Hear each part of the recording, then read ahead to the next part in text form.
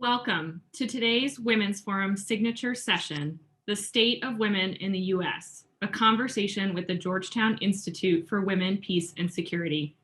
We are thrilled to have you and your fellow Hoyas join us virtually. I would like to thank the Georgetown Institute for Women, Peace, and Security for their partnership in hosting this meaningful conversation, featuring these leading alumni experts and activists. Sunday Bridget Jones is a School of Foreign Service graduate and the Managing Director for Global Policy and Coalitions at the Rockefeller Foundation. Sarah Gonzalez is a graduate of the McCourt School and the Program Manager for Economic Justice and Workforce Initiatives at Futures Without Violence. Jessica Grounds is a graduate of McDonough's Executive Masters in Leadership Program and the co-founder of Mind the Gap. And Dr. Madeleine Sutton is a Georgetown College alumna and the founder and CEO of One Brain for Health, and the former team leader for minority health and health equity research activity in the Division of HIV/AIDS Prevention at the Centers for Disease Control and Prevention. Before we begin, I would like to share a few reminders. Please use the Q&A function in the sidebar to the right of your screen to submit questions for the panelists. Full bios for today's speakers are available to view alongside today's live stream. Simply scroll down below to view them. A recording of this session will be available in the Women's Forum Virtual Hub later today and will be accessible through March 31st, the conclusion of Women's History Month. Now to our moderator, Ambassador Madeleine Verveer. Ambassador Verveer is the Executive Director of the Georgetown Institute for Women, Peace, and Security. She most recently served as the first U.S. Ambassador for Global Women's Issues, a position to which she was nominated by President Obama in 2009. She coordinated foreign policy issues and activities relating to the political, economic, and social advancement of women, traveling to nearly 60 countries and helped develop the U.S. National Action Plan on Women, Peace, and Security. Ambassador Verveer currently serves as the Special Representative on Gender Issues for the OSCE Chairperson in Office. We are honored to have Ambassador Verveer moderate today's conversation, and I'm happy to pass things over to her. Well, thank you so much. And it is a real pleasure, great personal pleasure to be participating in the Georgetown University Forum, which celebrates Georgetown women across all of the schools at the university. I look forward to the forum every year, and this is no exception. So even though we're virtual, it's a pure delight to be with everyone. It's been a full week of exciting discussions, and I hope that you've had an opportunity to partake of the stimulating banquet feast that it has provided. The forum is very special because it provides an opportunity for our smart, passionate, and committed Georgetown alumni from across the country. And indeed, because we're virtual, we have so many joining us from overseas today.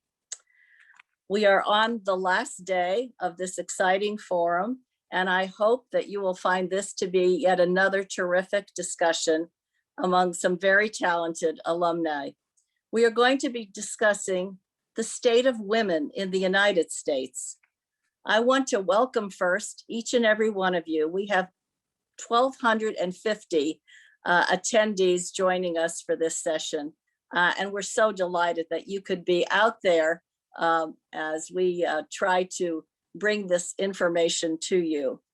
I also want to give a shout out to the remarkable Julie Farr, the Executive Director of the Georgetown Alumni Association, the first woman to hold the position. She is indefatigable and dedicated, and we're very grateful to her. In 2017, we at the Institute for Women, Peace, and Security at Georgetown launched the first ever global index on women, peace, and security. It constitutes the most comprehensive ranking to date on women's well-being around the world. It goes beyond the dimension of inclusion. That dimension is very important because it includes women's economic participation, political participation, the right to an education. But we add two other dimensions: justice. Are women experience discrimination? How are they marginalized in that respect? And security. Are women safe in their homes? Are they safe in their communities? We rank 167 countries. At the top last year were Norway, Switzerland, Denmark, Finland, and Iceland. And at the bottom, from the very bottom, was Yemen, Afghanistan, Syria, Pakistan, and South Sudan. The US ranked 19th. We know that the condition and well-being of women and the condition and well-being of nations goes hand in hand. Those countries where women are marginalized and oppressed and their rights denied are usually very unstable and often in conflict. At the end of this year, we will release the 2021 Global Index, which has become a staple for government leaders, policymakers, and advocates around the world. But last fall, we released the first ever ranking of American women's rights and opportunities across the states and the District of Columbia. Just like the Global Index, we assess the well-being of women on the 3 dimensions. And we wanted to determine what are the best and worst states to be a woman. Very briefly, we found vast differences across the states with the largest disparities in women's legal protections and access to reproductive health care. The state in which a woman lives determines, among other things, her ability to file a workplace sexual harassment claim, her level of protection from an abusive partner, and whether she can take paid time off for caregiving. Only 13 states require domestic violence perpetrators who are subject to protective orders to relinquish their firearms. And only 9 states have mandated paid parental leave. And only 7 set the minimum wage above the low income threshold of $12 an hour. It also reveals, sadly, major racial gaps among women in the United States. Maternal mortality rates are higher for Black women than for white women in all states. And for Black women in New Jersey, for example, maternal mortality rates are similar to that in Venezuela. The highest ranking 5 states on this index are Massachusetts, Connecticut, DC, Vermont, and Rhode Island. And the lowest from the bottom up are Louisiana, Mississippi, Arkansas, Alabama, and Kentucky. The US index reminds us that the struggle for gender equality is very much alive in our own country, and we have a lot of work to do, not just other parts of the world. And COVID has had a disproportionate impact on all of this, as you will shortly hear from our panel. Today, we will discuss the areas of progress and the gaps that remain.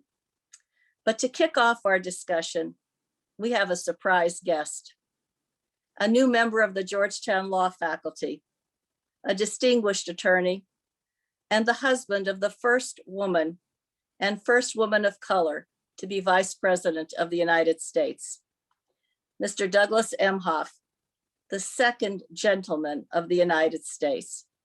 We are so honored to have him with us today and to share a few words with us. So welcome so much. Thank you so much, Ambassador Verveer, for that gracious introduction, and to all the other panelists. It was so great to spend a little time with you before this. And Ambassador, just listening to your introduction, kind of nodding my head, and I'm just trying to educate myself as much as I can on these issues. So I look forward to staying in touch. So thank you for that. And thank you to everyone for participating in this important event. I know over the past several days, you've come together to discuss the state of women's rights and opportunities. You've discussed gender equity, women in politics, women's health, as we just heard, and the impacts of the pandemic on women in the workforce. These are important issues that don't only impact women, they impact all of us. And I know how committed each and every one of you are to fighting for progress in this space, as am I. Now, last week, our new vice president and my wife, Kamala Harris, she pointed out in an op-ed, and I hope you read it, that since the pandemic began, there are 2.5 million fewer women in the workforce, 2.5 million. She said that in 1 year, the pandemic has put decades of progress made for women workers at risk. She also said that this situation should be treated as a national emergency, and she is right. The challenges facing women today should concern all of us in every community because they affect everyone in every community, not just women. I'm very concerned. The Biden-Harris administration is very concerned. So today, I want to make very clear that this administration will strongly support women and the fight for gender equity. Our number one priority right now is to get relief to Americans who have been hardest hit by the pandemic, as the ambassador said at the top. Women are facing significant job losses, as the vice president said. Their small businesses are closing. I saw that with my own eyes during the campaign. They're juggling family and work. I saw that when I was in private practice during COVID. They're helping kids with schoolwork, and they're struggling with a lack of childcare. These challenges, as you all know, are not new. And the pandemic has only magnified the barriers that disproportionately impact women, and particularly impact women of color. President Biden's American Rescue Plan is critical to address the national emergency we are facing. It will provide relief to help women in need, and in doing so, it will help all of us, all Americans. The plan will give more support to women who are out of work. It will finally expand paid sick leave and family medical leave, which we need. It will increase access to affordable childcare, help childcare providers, and expand childcare tax credits. But this is just a first step. This is just a first step that the administration is taking to center gender equity, but we look forward to many, many more steps. And I plan to be very involved in these issues. So thank you again for having me. It's a real honor. And thank you for committing your time and your energy to help make gender equity a lived reality for all of us. And now I'm going to turn the program back to Ambassador Verveer. Thank you all so much. Enjoy the rest of the program. Take care. Well, thank you so much for stopping by, and Godspeed in all that you are doing and in all that I know you will continue to do. And thanks for joining us so much. My honor. Thank you. And now I'm going to turn to our panel. All Hoyas, all experts in their own right. First, I'm going to turn to Sunday Bridget Jones. She is the Managing Director for Policies and Coalitions at the Rockefeller Foundation. We've had the good fortune to work with Sunday on a recent report that we released on accelerating progress for women and girls, where we took an assessment of what's happened in the last 25 years since the UN Fourth World Conference on Women. Where are the gaps and what is the way forward? And Sunday was just a wonderful partner in all of that. At the Rockefeller Foundation, she's been leading policy innovations to help solve pressing global issues like green energy transitions, assessing state fragility, gender equality, and economic development. And earlier, she led the development of the City Resilience Index that influenced the climate resilience work of over 100 countries and companies. She's also served in government at both the State Department and the White House. And Sunday, it's just so great to have you back with us. Welcome to our virtual hilltop. Thank you so much, Ambassador Verveer. It's really a pleasure to be here. I'm just delighted to join this conversation with my fellow Hoyas. And as we were talking about, Madeleine and I, Dr. Sutton and I, go back a long ways. And so it's just a real pleasure to be here. Thank you.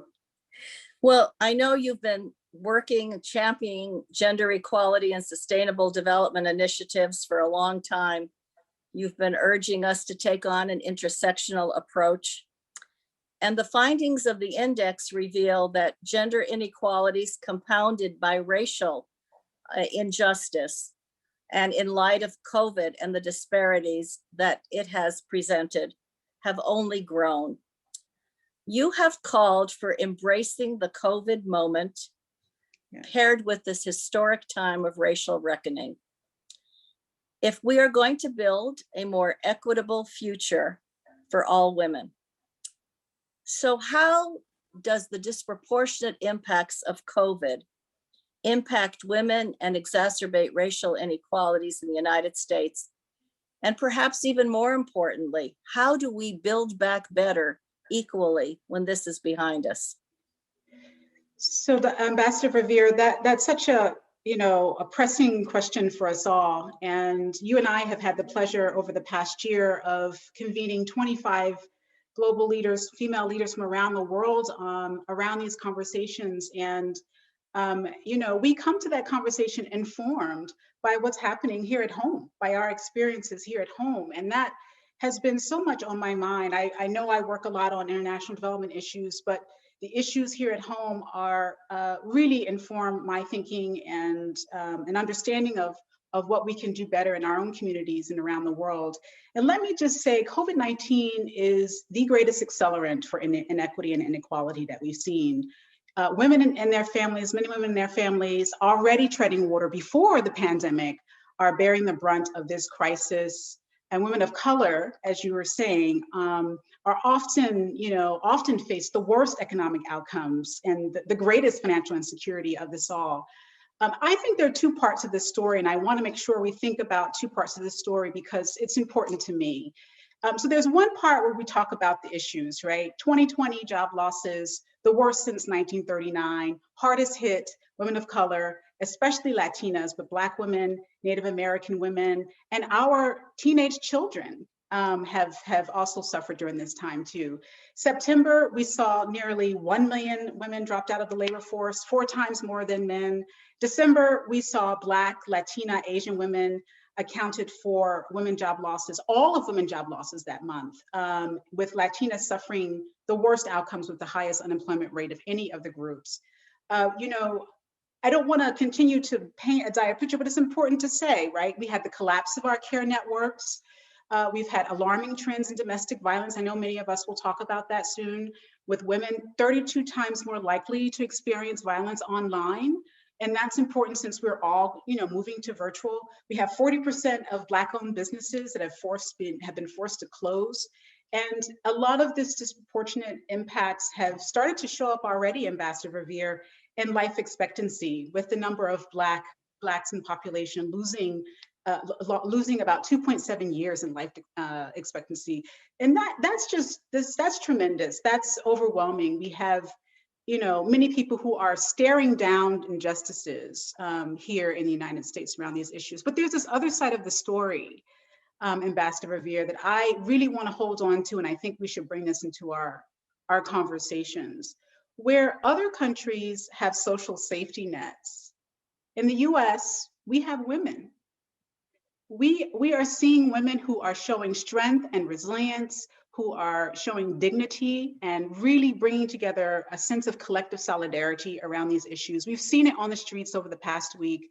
We see it in, the fantastic Stacey Abrams and the work that she's done speaking on these issues. And so that's where I feel we need to keep not only that dire picture in mind, but also know that the same people who are suffering are the ones who are also really at the heart of how we might be able to address this. And I'm hoping to talk more. I'd love to hear more from colleagues. I'm hoping to talk more about what the solutions are. But I do think at the heart of this is leadership. And I'm just going to stop there to give time for other colleagues to speak and come back to talk a little bit more about what that means in terms of solutions. Well, thank you for laying out the COVID picture, so to speak, for us, because I think you very starkly described not just the inequities that have been exposed by this, which continue to exist and we have to once and for all address, but also this disproportionate impact. And I'm sure the others are going to, in some way, have COVID shine on the situations in which they are, excuse me, they are working as well. And so I'm going to turn now to Jessica Grounds, who is the founder of Mind the Gap. It's an organization dedicated to creating and sustaining gender-inclusive work environments.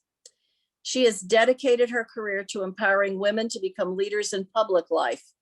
She also teaches women in politics at Pepperdine University. Earlier, she was the co-founder and executive director of Running Start, which trains young women to run for elected office.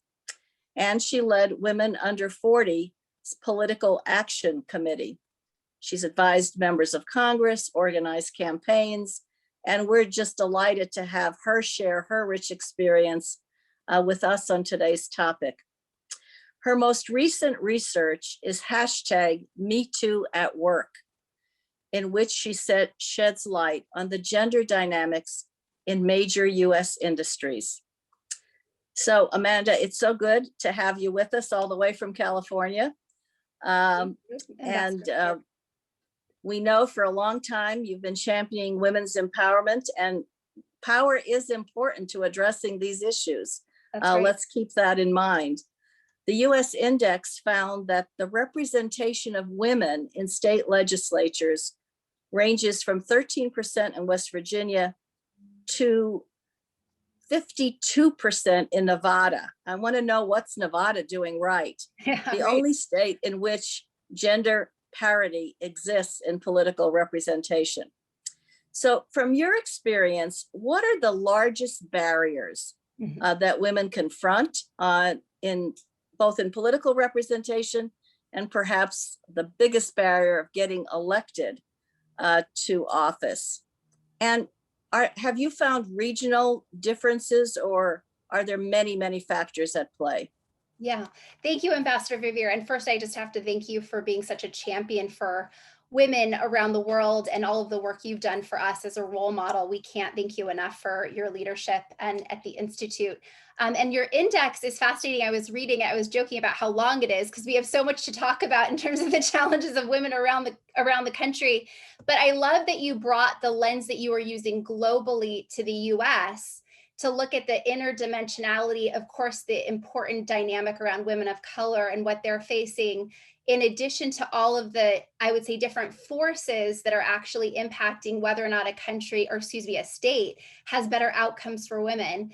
And one thing I wanted to start in terms of the barriers when I think about it, because this is something I'm confronting both in the political and in the workplace, is we keep having to argue why it matters. And I think that your research helps us to shed light on the dynamic, and especially around COVID, when we don't have women both in positions of representation and in policymaking, we see where outcomes are worse for us, that we're not at the table. And so the first high level issue is, again, how do we continue to argue that it matters that women are at the table and what's effective? Because that's still something, unfortunately, we have to talk about. So obviously the perspective piece is there, but having this data is critical for us to say, hey, look, the outcomes are real. I'm doing quite a bit of work now on the backside of getting women elected, which is here in California, we have now required women on corporate boards. It's a mandate. It's the first mandate in the United States. And what that does is this trickle down effect. We see companies that have more women at that level. Hey, they have better diversity and inclusion strategies, but they also are making more money, right? And they're better at providing a workplace for women. So I think, again, that why question is one of the things we keep having to argue both in politics and in these different sectors.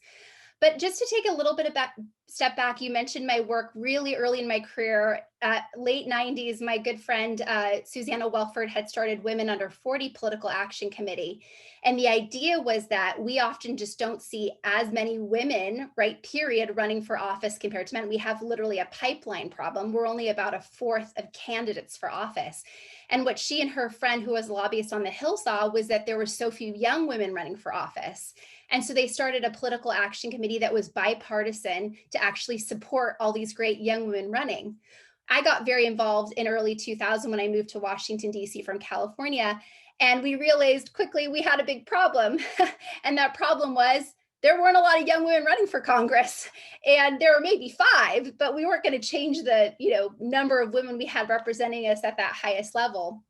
And so we started Running Start in 2007 to inspire women. And so one of the other, when we talk about barriers, I look at the internal barriers. We need to continue to shape and empower and support women to see themselves as leaders in those roles, that they have something important to say and they are equipped to lead. So those internal pieces, so now gratefully we have She Should Runs and Ignites and Running Starts to bring up this generation of young women to see themselves in these positions. On the other side, though, and this is something I'm working on more, I would say the structural barriers are massive, especially in political leadership. So women tend to come from outside the norm, outside of the structures where they might know the political party folks.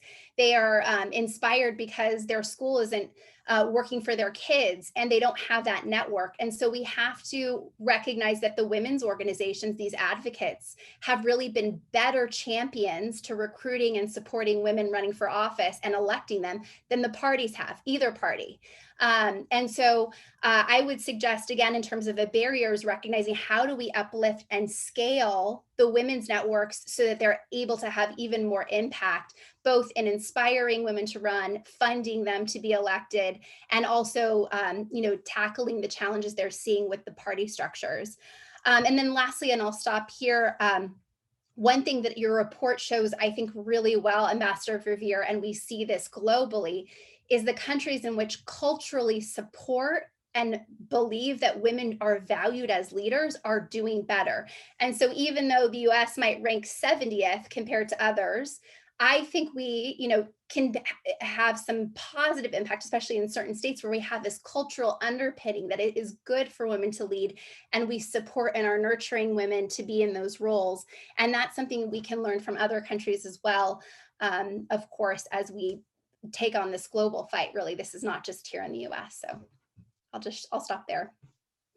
Well, I think that's such an important statement that you made, because in discussing these policy issues and bringing about change, we really do need women's perspectives across the political spectrum. Their experiences, we know violence against women legislation, for example, happens because women cross the divide, say we have to work on this issue, and then bring in many of their male colleagues to join the battle. So thank you for what you're doing, and we need to get a lot more younger women involved in this space, clearly. We're going to turn now to Madeleine Sutton. Dr. Sutton is the founder and CEO of One Brain for Health. Its goal is to achieve health equity through community-based science and mentoring, and improve the health outcomes for women, particularly women of color. She's also an assistant professor at Morehouse School of Medicine, Department of Obstetrics and Gynecology, and a board-certified OBGYN physician and retired veteran of the U.S. Public Health Service. She served as the lead for minority health and health equity research activity in the Division of HIV/AIDS Prevention at the CDC. Dr. Sutton is passionate about the historically unrepresented, early career scientists and clinicians, and provides widespread expertise regarding women's health and public health strategies in that sphere and beyond. This topic could not be more timely, as it says so much about our society today and our reckoning with it. The index found disparities in access to healthcare for women, compounded by race across all the states. Nationwide maternal mortality rates, as I said, are higher for Black women, with rates for Black women, again, because it just is troubling that this is the case, in New Jersey, for example, 4 times higher than for white women. So we have challenges we need to confront. And Madeleine, I'm so glad you're with us today to shed some light on all of this. What do you see as the largest factors driving these trends in gender and racial disparities in healthcare? And how do you see us moving forward to deal with them? Thank you so much, Ambassador Verveer. And again, thank you for the generous and kind invitation to join this panel. I'm inspired by the work that you are doing globally and domestically. And I'm just honored to be with all of you, and especially my little sister Sunday, with whom I go way back. And so, this topic is very timely. And like you said, it's dear to my heart. The racial and ethnic disparities that we see in this country have absolutely been there for decades. They have been exacerbated in recent years. And like you said, so certainly COVID-19 has brought those to the forefront. But one of the things I found very interesting and compelling about the index, and I was, like Jessica mentioned, I was reading the index, especially the domestic index. It was very compelling because you guys use these 3 basic dimensions and 12 indicators, which are similar to what we use in public health. In public health, we call them social and structural determinants of health. And I want to start there because those are absolutely the factors that are driving some of the trends that we see today. When you talk about community safety, you can't talk about community safety without also talking about some of the historical redlining that contributed to some of the neighborhood disparities and segregation gaps that we see today. When you talk about healthcare affordability, we can't talk about that without also talking about some of our challenges as a country with getting healthcare to all the people who need it, but especially women of color, as we've talked about the disparities in terms of pay in this country and who's covered by healthcare. I want to just highlight a couple of stats, because what we know for sure is that the Affordable Care Act provided some huge gains for women as it related to those who are insured. So when we looked at data as of 2010, there were nearly 1 in 3 women ages 19 to 64 years, or approximately 27 million women who were uninsured. Another 45 million women delayed or avoided healthcare because of cost in 2010. Okay, so that's huge. And it was one of the things that was important for us to understand as the Affordable Care Act was implemented. So by 2018, after implementation of the Affordable Care Act, an estimated 10.8 million women were uninsured. So a huge decrease compared to 27 million women. Sure, we definitely have a ways to go to make sure that more people are able to get insurance and get the care that they need. But certainly the Affordable Care Act helped with that. It's important because what we've noticed over the last couple of years is that as there have been more and more legal challenges to the Affordable Care Act, more women have suffered in those scenarios. And so things that are included in the index that you developed domestically, like reproductive health care access to affordable birth control. Those are things that women lost gains in the last couple of years. Those are definitely some of the things that are contributing to the disparities that we see. But another couple of things I found striking that I just want to highlight before I wrap up. So the index in many ways was very much aligned with what we see in public health analyses that we've done at CDC and other places. If you look at these states as they were ranked in order, except for Delaware, there were no southern states that were above the national average based on the calculated US index. That's important because when I think about healthcare access, and when I think about, for example, the Affordable Care Act and those states that expanded Medicaid, pretty much none of the southern states were part of that Medicaid expansion, which meant that there were a whole group of women and men, but particularly women, who were not able to access what they needed because they were not part of that Medicaid expansion. And the second thing I just wanted to highlight is that the bottom 8 worst states for women were southern states. Now, I say that as someone who has resided in Georgia for many years, but it highlights the fact that we have a lot of work to do across the country, certainly, but in the southern states where there are these long-held historical ties to racism and disproportionate access to education and disproportionate access to employment, there definitely has to be a focus on this part of the country if we are going to make some gains that can be a part of the national movement for women overall. So I wanted to just kind of start there and put that on the table. And certainly I'm happy to talk about some ways that we can move towards solutions together. Well, Madeleine, thank you for that. And listening to you, we're all shortchanged when these disparities take place and grow. It's not just the terrible situation for those impacted, but our communities and our society and our country are the less for it all. So we'll come back to you for your recommendations and how we're going to turn all this around. But before we do, I want to turn to our fourth panelist, Sarah Gonzalez, the program manager for economic justice and workplace initiatives at Futures Without Violence. She works on initiatives related to economic justice and security, as well as safety and gender equity in the workplace. Earlier, she oversaw the Economic Security for Survivors project at the Institute for Women's Policy Research, and earlier still, being consistent on these issues, she advocated for policies to protect economic security for women and girls in DC with wider opportunities for women. So Sarah, the US index found nearly 37% of women have experienced violence at the hands of an intimate partner at some point in their lives, 37%. And a majority of American women, 81%, reported having experienced street harassment.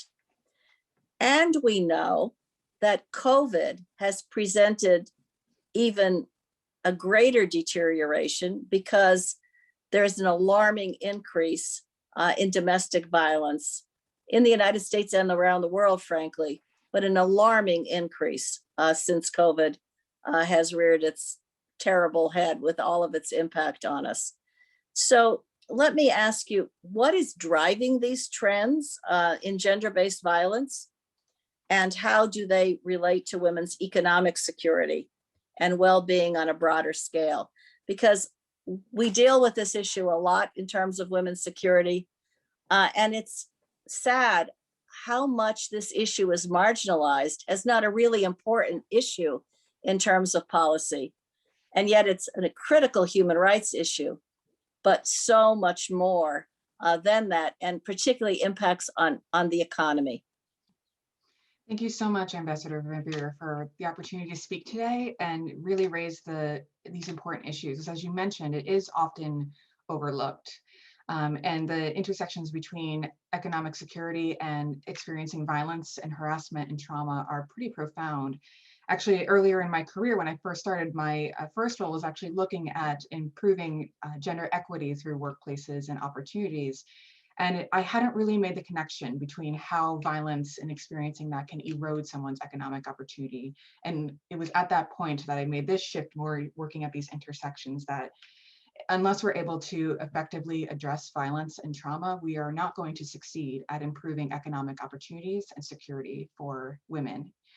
So violence is unfortunately all too common and has a profound impact, and COVID has only increased this in a lot of ways. So we have women who are sheltering in place at home with abusive partners. We have women in low-wage occupations, tipped workers, servers, who are being harassed by customers and threatening to withhold tips because they're not showing their face. We have stalkers and harassers in the workplace who are now able to intimately view someone's home life. It's created, unfortunately, new opportunities that we haven't really experienced before. And we continue to see the creativity on the behalf of abusive individuals to exploit these factors to further marginalize and decrease the safety and security of survivors. So I'm really so thrilled that we're raising these issues here today. As you noted in the index, there are severe gaps to protections for survivors, particularly when we're looking at issues of economic security. And these are often factors that are exploited by abusive individuals. They know there's no recourse for survivors, so they take advantage of those opportunities. We generally see those kind of abusive tactics falling into three general categories. A lot of the focus often goes towards the financial abuse pieces, the financial control.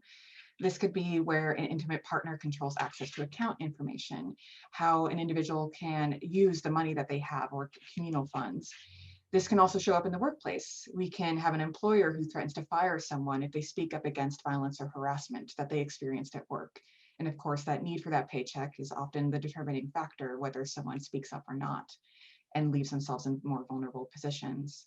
We also see this, just as I mentioned before, with customers who can take advantage of the economic instability that the most vulnerable low-wage workers face and use that as an opportunity to threaten to withhold tips for the very livelihood that they need to support themselves and their families.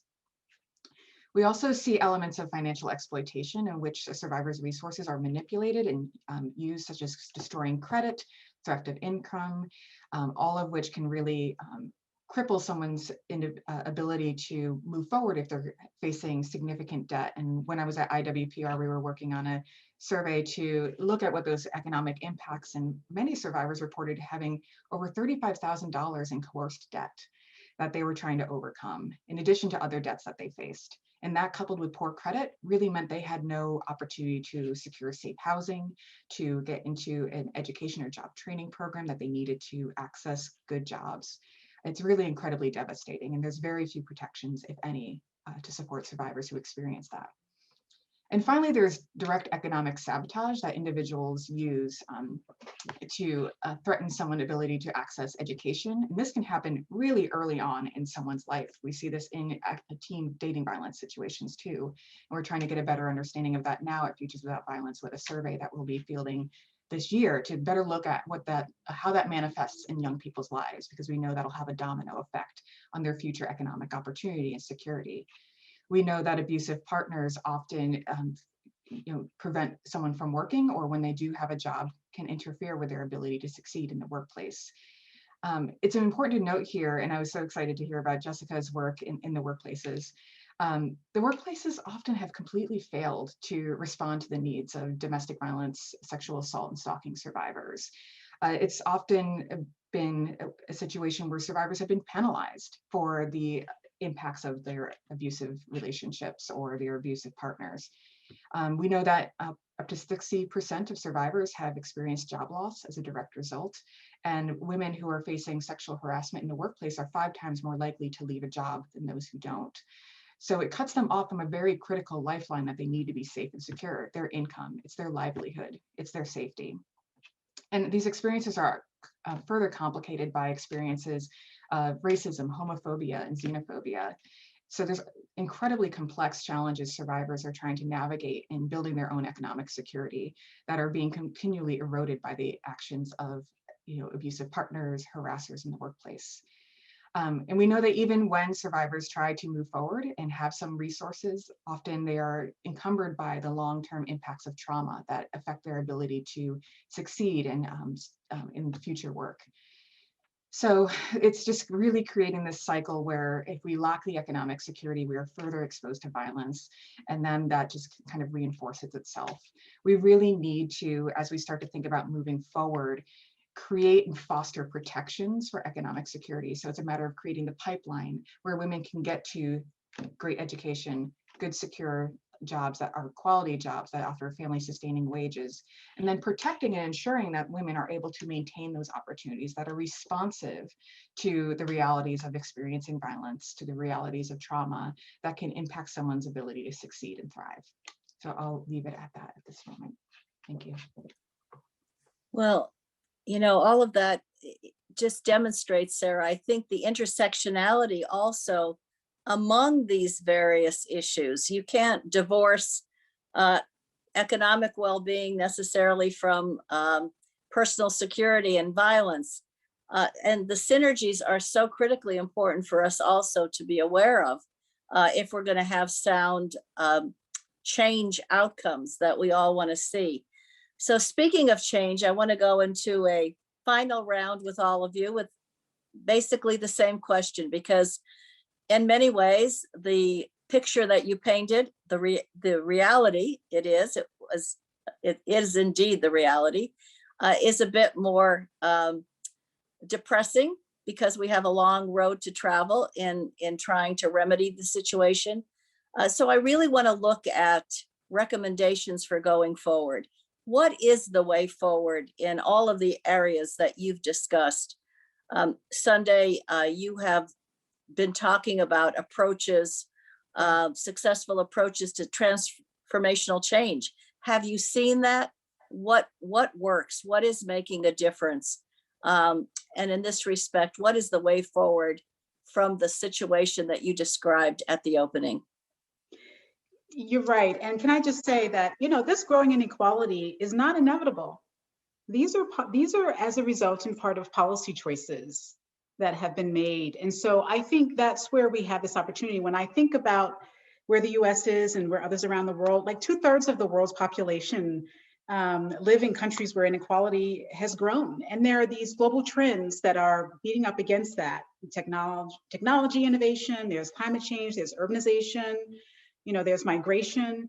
But I do think that we can really look to opportunities like the following. I mean, at the Rockefeller Foundation, we have been focused so heavily over these past months in COVID recovery and really looking at what are those mechanisms, policies, and structures at place, both at community, state, and national levels that help to support testing, tracing for COVID, help to support equitable distribution of vaccinations here in the US. I think that is really big in terms of thinking about how we move forward on a good recovery. A lot of our work at the foundation also focuses on low-wage workers here in the US and what kinds of support do they need. We've been really spending a lot of time on pieces of legislation or tax policies related to the earned income tax credit and the child tax credit. Those things are really important for many in the US. We've been really focused on how we can support more Black, Indigenous, people of color, small and medium enterprises. We've actually been working very closely with another Hoya on things like this. It has been really fantastic thinking about this, but let me just suggest three other things I should say. They're not quick, but certainly other things I think we should focus on. So first is care infrastructure. I mean, we're all dealing with it in terms of not only our children, but our parents who are getting older and we have to care for them. And in this context, that is so important. And so that needs to be considered as well as we look ahead.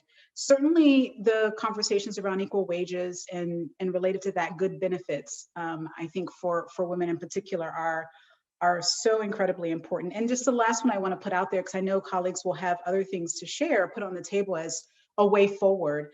And that's workplace protections. Sarah had mentioned this a little bit, but how do we think more broadly about those workplace protections moving forward that will, particularly for those women who are on the front lines in low wage jobs and really need those kinds of protections. So those are just a few for us to consider, Ambassador Revere. Well, that's a rich agenda, Sunday. We have a lot of work to do. Let me now ask you, Jessica, the same question in terms of political participation and also the workplace work that you're doing. What are some recommendations coming out of that? So first, I like to celebrate where we are. We have the highest percentage of women in elected office today in the United States, 143 women in Congress, 26% still, again, we're ranked around 70th in the world. So we have a long way to go. And on the legislative side, state legislatures are on average 30% female. But as your index points out so well, Ambassador, places like West Virginia, 11% of the legislature is made up of women.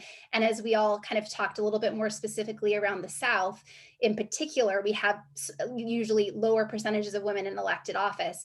So in terms of what we're looking at these solutions, I think one place that we can definitely look to is look at local and state level support.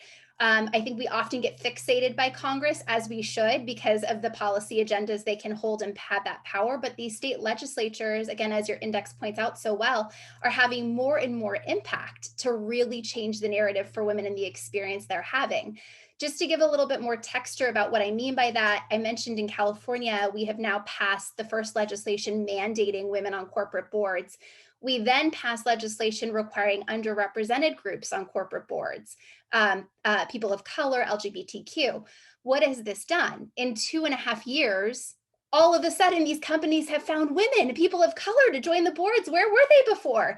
It's changing the dynamic, and what the ripple effect is the workplace is having a better conversation. We know, again, the companies where we have these more diverse stakeholders and leadership are actually dealing with COVID better and all of these dimensions. So in terms of elected office though, because there's a lot here between the workplace, and I think your point, Ambassador, about the intersection of the two is huge.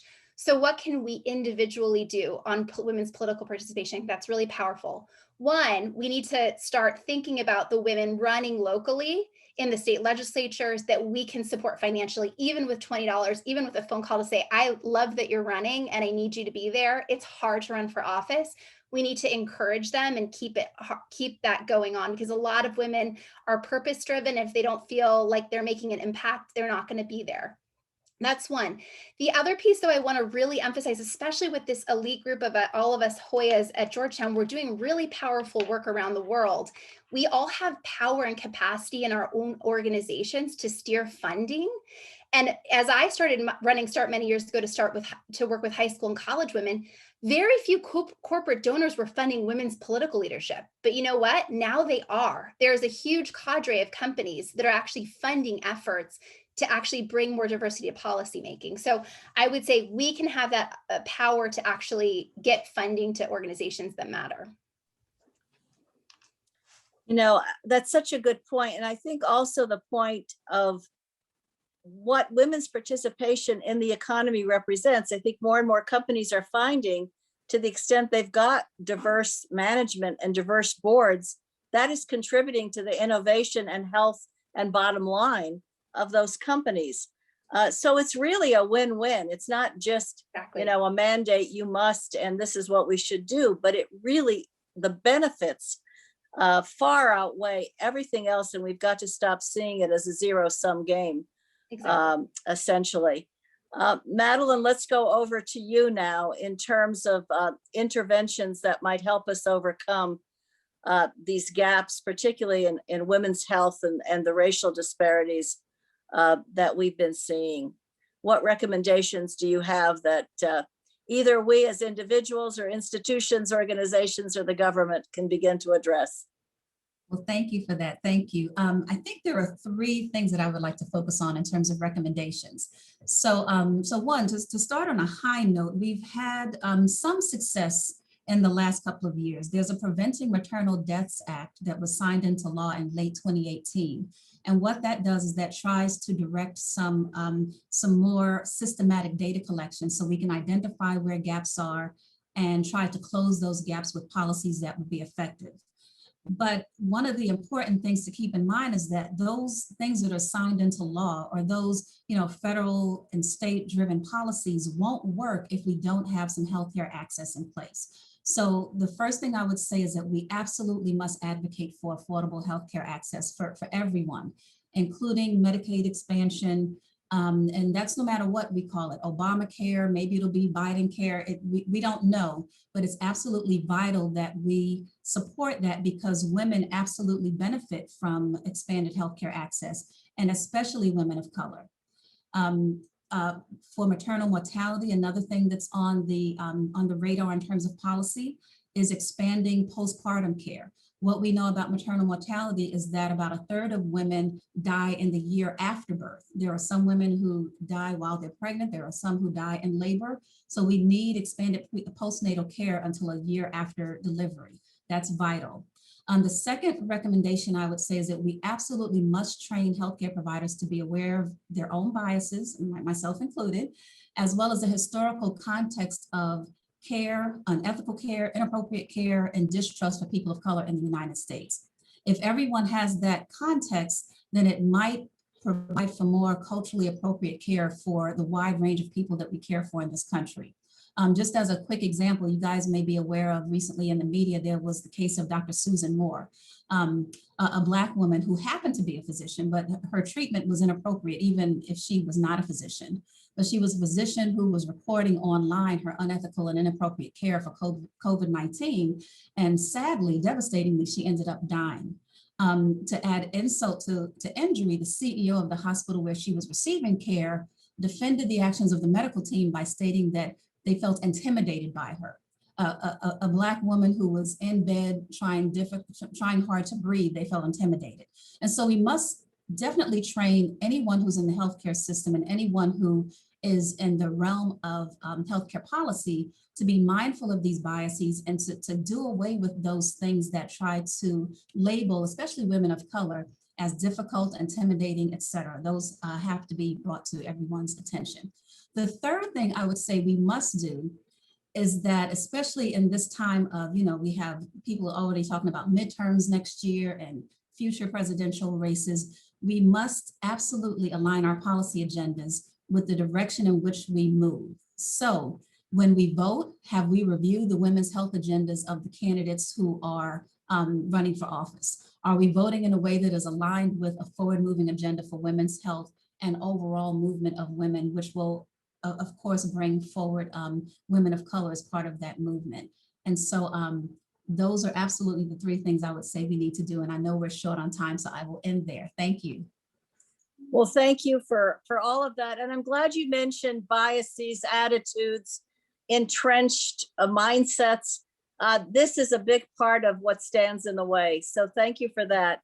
And now I want to go to Sarah for your recommendations and ways in which we can remove those barriers to economic progress, particularly in light of COVID.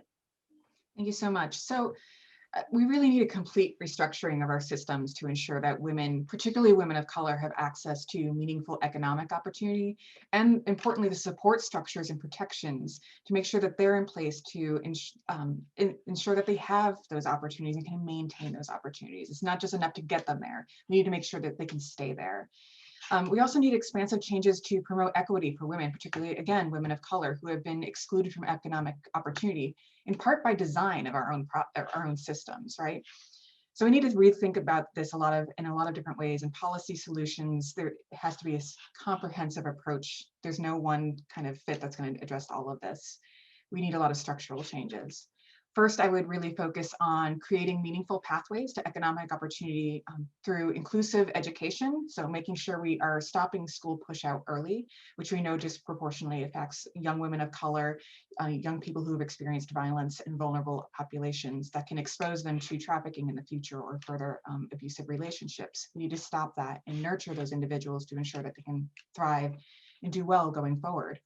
We need to make sure that there are family sustaining jobs and create structures in which they're able to maintain those opportunities. So that means working to end occupational segregation, valuing women's work in women dominated fields. Often those are the lowest paid occupations. And really, as we've seen during the pandemic, they are the foundation of our economy in many ways. We also need to make sure that we're increasing equity and women's power in the workplace to help mitigate those experiences of violence that are very pervasive within the workplace itself. Also thinking about supporting entrepreneurship. There are many women and survivors with whom they face so many barriers to traditional employment opportunities that we need alternative pathways for them to support their strengths and the contributions that they could make. Quality jobs, of course, is a big part of the puzzle that we've been talking about, and making sure that those quality jobs not only include a living wage, but also recognize that workers are human beings that have a lot of factors external factors that are shaping their lives: childcare, transportation, housing costs. We need to be thinking about, as a workplace, how we ensure that a person is whole outside of the workplace as well as inside the workplace to ensure that they can thrive. And then finally, because again, knowing that we're short on time, I really think it's incredibly important that workplaces itself start to recognize and be responsive to the realities of violence and trauma. Again, seeing us as human beings coming into a workplace that carry our outside lives with us in, and making sure that they can create environments in which all workers can thrive, and kind of really reflecting critically on their own policies and practices and how that's harming some groups more than others, and ensuring that everyone, which of course is going to strengthen the workplace and their own objectives and missions, have the ability to thrive and do well and be successful. So those are my kind of key three critical areas that I would focus on first. Well, they're certainly all critical, and we have a lot of work to do going forward. We're close to the end, and I want to be able to take a couple of audience questions, at least a couple. So I'm going to call on Allie Smith to tell us what questions we have. Sure. We have a lot of questions on preventing high rates of sexual violence in the US, and particularly on college campuses, where one in four women experience sexual violence. So what can we do about this? And on a related note, with rates of conviction of rape in the US extremely low, how do we ensure justice for women and ensure that laws on the books actually make a meaningful difference? Good questions. Who would like to take that? Sarah? Thanks. So I'm going to try to make sure I cover both pieces. So first, with addressing high rates of sexual violence on campus, I know that this is something that President Biden has mentioned as being something he's just been so disappointed in seeing the numbers not changing in the direction that he had hoped to, especially with all the efforts that he's led in addressing violence against women. We really need culture change, and a lot of the efforts that we've seen are shaping, we need to engage men and boys and change that dialogue of what is a healthy relationship, how women are valued in society. There's just so many different aspects in which we continue to see, and we see now with the pandemic, how women are devalued. And when we have that, we create environments in which violence is in many ways permissive. And we also see, which goes into the second part of the question, that violence is not penalized in any way. It's kind of supported by these systems that fail to respond appropriately. And we see that with a lot of issues with how the justice system responds to rape survivors. Again, there's systemic issues where they face the same kind of cultural barriers to understanding the experiences survivors have and actually putting them forward. So again, it's a lot of education and significant culture change that it really involves on creating more power around women and more value of women's lives. I think you hit the ball out of the park. Those are really good responses to absolutely appropriate questions in terms of what we're dealing with. Let's move on to another question, Allie. Sure. Let's do two final questions here before we close. The first is, we are the only developed nation without guaranteed maternity leave. What can we do to better address this? And the final question asking, how can I get involved as a volunteer in your individual initiatives? What can our audience do to advance change in their communities and on the local, state, and national levels? Key levers and entry points for change.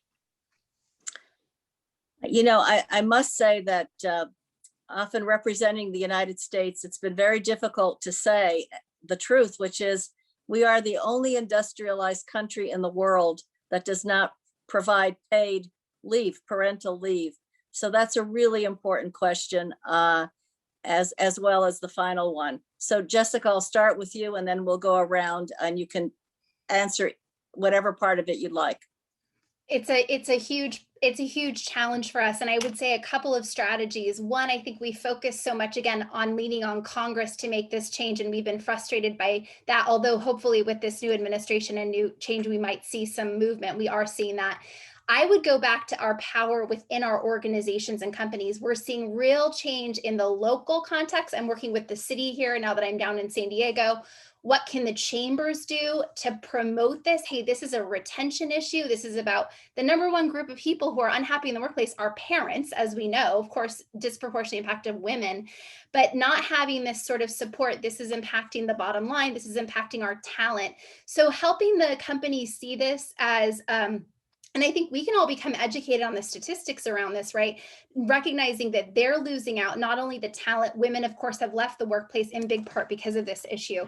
But I think that's one of the big strategies. And then, of course, on the legislative level, we have paid parental leave here in California. I think there's about 19 states, but most companies do not offer any form of paid leave, which is something I think we need to really work on that level, in addition to really pushing Congress and our new elected leaders to focus on this issue. Sunday, can we go to you next? Certainly, I'll just say for the other question, it's so great to hear the enthusiasm that people have for what we're talking about and the work that we're doing. You know, I think Sarah's point around the cultural norms and social behavior around women is so incredibly important. It has been raised before in terms of how people value women in society. And so just one point I just want to make is that it all starts with us too. And so wherever we can with no matter where you are on the spectrum, is just being that voice and champion for the rights of women, I think is great. we at the Rockefeller Foundation, we so welcome having folks engage with us. We have a very robust digital platform where we have opportunities to become engaged on these key issues. And I really commend it, rockefellerfoundation.org. And just to say that, you know, for those, it's not volunteer, but for those who want to do a summer intern, you know, for those students who might be listening on this call, I think it's a great way for us to engage in that front. But Madeleine? From little sister to big sister, how appropriate. Yes. Thank you for that. So I'm just gonna, I guess, piggyback off of what's been said and definitely say that in terms of paid maternity leave, I think we have probably for the first time in a long time an opportunity. You know, we have the first woman as vice president. We have more women in elected positions than we have in the past. I think it's going to have to be driven by us who feel it the most when there is a pregnancy. I can tell you some stories of, you know, patients I've had who come in with these letters that they have to get signed or have things documented for these employers that are just completely outrageous, you know, and just, we have to be able to do better. It causes unnecessary stress for many of the moms who are trying to figure things out, who want to go back to work because they need the money, but they also don't have adequate childcare because they have a newborn. And so, you know, all of that was exacerbated during COVID-19. It certainly would be great to have some of the partners who are men also be on board with some of these initiatives. But absolutely, I think it's going to have to be driven by mostly women who, again, we feel the brunt of it when there's a pregnancy. In terms of what people can do locally, definitely explore what organizations may be in your town. One Brain for Health, I'm based in Atlanta, and I used to be able to do more clinical shadowing for people who had an interest in like clinical healthcare and seeing and caring for women. It's become more challenging now in the time of COVID. As some of you may know, it's hard even for a woman in labor to have more than one person with her. But I think as we get to the end of 2021, early 2022, we'll be able to have more people on board in terms of local support and learning from the ground up what some things are. I always love mentoring as well, because another factor in us resolving some of these racial ethnic health disparities is diversifying the workforce as well. So thank you for the question and for the time. Sarah. Thanks. I would echo a lot of what my distinguished panelists have said. I think really it's important to recognize that you in your own space have some power that you can yield, right? Within your own organizations, where can you advocate for change on behalf of women and women of color in particular? Where in your educational institutions, look at those policies and practices, question things, and try to push people who are in leadership positions to take action and kind of build that grassroots efforts that we know lead to really positive change. So it is possible. We've seen those successes. And I think working at the local level is a really very important place to start. Well, thanks to each and every one of you for sharing your expertise, for giving us guidance for going forward, and for calling each of us to do everything we can, because each of us can do something. And sometimes we don't think we have the power. If we have purpose, we will have the power to execute it when we connect with others. So thank you for what you've brought to us today. I'm beaming with Georgetown pride, and you certainly exemplify women for others in terms of your leadership and what each of you is doing. This is the final main stage session for the 2021 Virtual Women's Forum. And as such, it is my honor and pleasure on behalf of the whole university to thank all of you viewers at home for participating in this week's forum. Across all of the panels, the workshops, we welcomed over 1,000 alumni, as we have again today for this session. Students, faculty, staff, parents, friends, thank you for joining us for these vital conversations about shaping our country and shaping our world. I also want to thank the 35 speakers in addition to our distinguished panel today, who represent our diverse global alumni population.